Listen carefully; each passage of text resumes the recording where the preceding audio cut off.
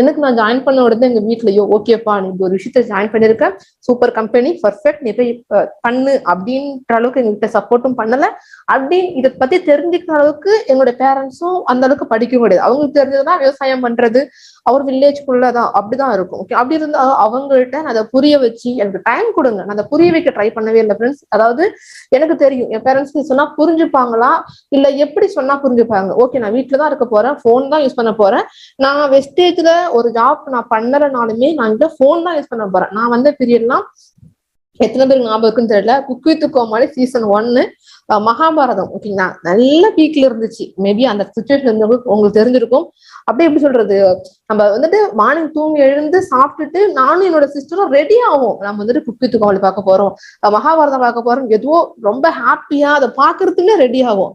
போன்ல வந்துட்டு ஹாட்ஸ்டார்ல பாக்குறதுக்காக அந்த மாதிரிலாம் அப்பயும் போன் தான் யூஸ் பண்ணுவோம். நான் இதுதான் ரீசனா வீட்டுல சொன்னேன். ஆக்சுவலா நான் வெஸ்டேஜ்ல ஜாயின் பண்ணனாலும் நான் போன் தான் யூஸ் பண்ண போறேன், இப்பயும் நான் போன் தான் யூஸ் பண்ண போறேன், ஆனா வேற ஒரு விஷயத்துக்கு யூஸ் பண்ண போறேன், உங்க கண்ணு முன்னாடி தான் இருக்க போறேன் அப்படிதான் சொல்லி நான் புரிய வச்சு எனக்கு டைம் கொடுங்க அப்படின்றத கேட்டு நான் வாங்கிக்கிட்டேன். ஆக்சுவலா நிறைய பேர் பண்ற விஷயம் மிஸ்டேக் என்னன்னா, வீட்டுல வந்துட்டு நான் சொல்லாம பண்றேன்னு சொல்றீங்க, எனக்கு தெரிஞ்சு அது சாத்தியமானு கேட்டீங்கன்னா கிடையாது. அப்படி நீங்க சொல்லாமல வீட்டுல பண்றீங்கன்னா டைம் கண்டிப்பா எடுக்கும். ஏன்னா நீங்க ஃப்ரீயா போன் பேச முடியாது, ஃப்ரீயா மீட்டிங் பார்க்க முடியாது, நினைச்ச டைமுக்கு மெசேஜுக்கு ரிப்ளை கொடுக்க முடியாது, போன் யூஸ் எதுவுமே ஏன்னா ஒர்க்கே போன்ல தான் பொழுது நம்ம போனை அந்த அளவுக்கு ஃப்ரீயா பேச முடியாது, யூஸ் பண்ண முடியாதுன்னும் பொழுது நம்மளுடைய ரிசல்ட் வர்றதுக்கு இன்னும் நீங்க டிலே தான் ஆக்குவீங்களே தவிர்த்து ரிசல்ட் சீக்கிரமா கொண்டு வர முடியாது.